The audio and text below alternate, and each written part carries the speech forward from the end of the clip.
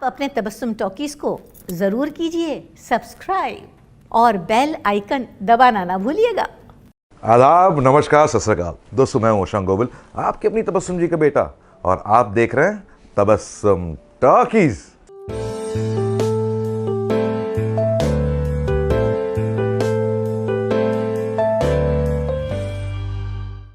अपने होंठों से पोंछ दूं चोटों से निकले खून को।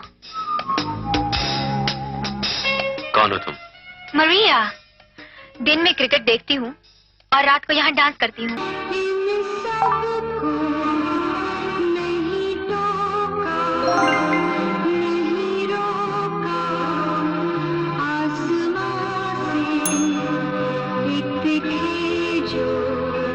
दोस्तों, आज जिस एक्ट्रेस के बारे में मैं आपको बताने वाला हूं, उन्होंने बहुत कम उम्र में फिल्म इंडस्ट्री ज्वाइन कर ली और बहुत जल्द फिल्मों को अलविदा भी कह दिया। वो एक बेहतरीन एक्ट्रेस होने के साथ साथ एक बहुत अच्छी डांसर भी हैं और कई फिल्मों में उन्होंने तरह तरह के रोल्स निभाए, और वो हैं the very vivacious and bubbly Neeta Puri.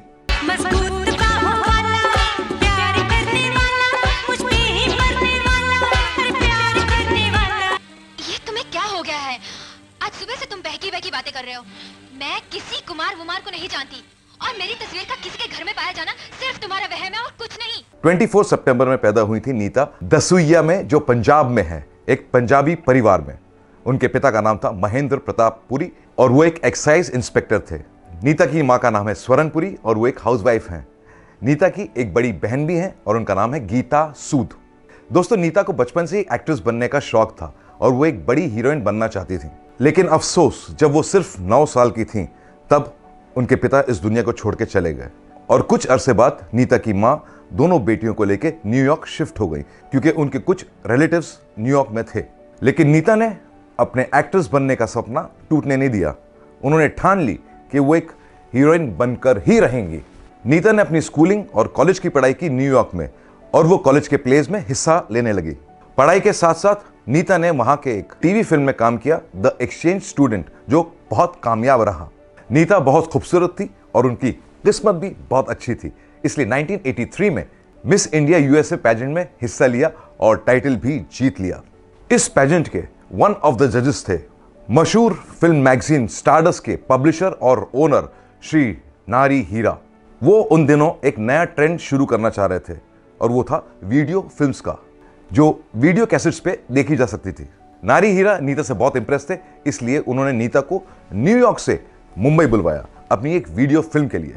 Nita Mumbai आ गई, ऑडिशन दिया और सेलेक्ट भी हो गई, और उस फिल्म का नाम था स्कैंडल, जो आई थी 1985 में।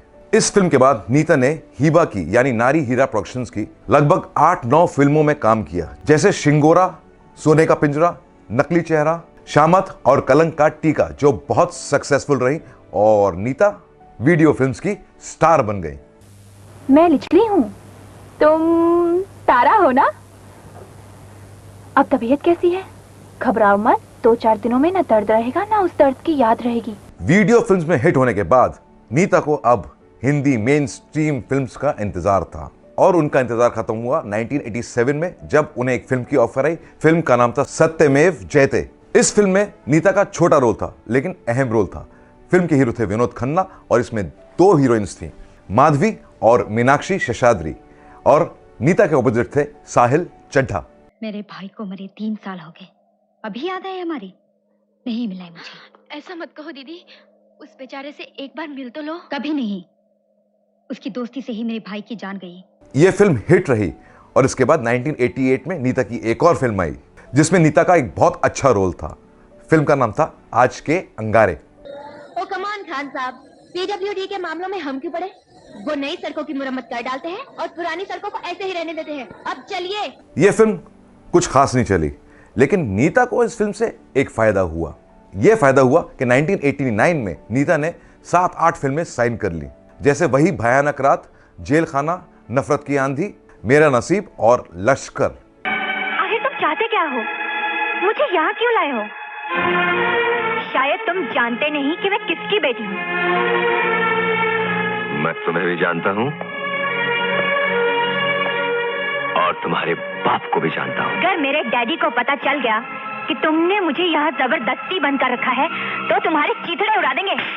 दोस्तों, लश्कर में देव साहब ने यानी देव आनंद साहब ने मेन रोल किया था और नीता बहुत खुश थी कि उन्हें देव साहब के साथ काम करने का मौका मिला। लेकिन उनकी खुशी का ठिकाना नहीं रहा जब 1990 में जब देव साहब ने नीता को अपनी एक फिल्म में रोल दिया, एक अहम रोल, नेगेटिव रोल। फिल्म का नाम था अव्वल नंबर, जो आई थी 1990 में। फिल्म के हीरो थे देव आनंद साहब और आमिर खान, और नीता के ऑपोजिट थे आदित्य पंचोली। आप जैसे रुपीले ऑफिसर से तो पूरी पुलिस फोर्स कांपती होगी। क्यों? हर पुलिस वाला वर्दी में रुपीला होता है। Cocktail cigarette without complement.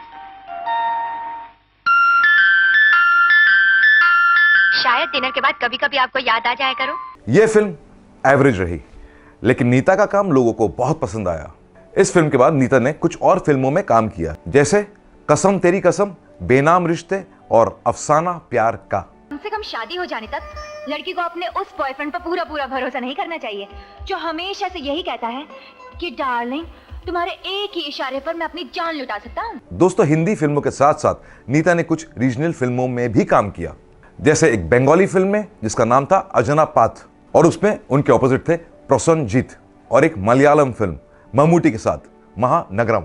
മോഷ്ടിച്ചു അപ്പച്ചന്റെ പോക്കറ്റിൽ നിന്ന് 100-200 വെച്ച് അടിച്ചു മാറ്റി സ്വരുക്കൂട്ടിയിരുന്നതാ. അപ്പന്റെ മുതല് മോൾ എടുക്കുന്നതിന് മോഷണം എന്നല്ല പറയുന്നത്, പിന്നെ ഇസ്ക്. അതോ ഇഷ്കോ?